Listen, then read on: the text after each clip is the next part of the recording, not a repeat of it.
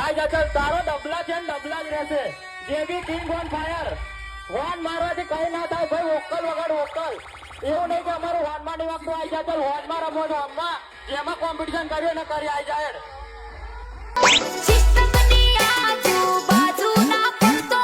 આ તો VC audio વાળા છે બેટા. 20 માં નહીં, રિયલ માં ફાડી નાખશે.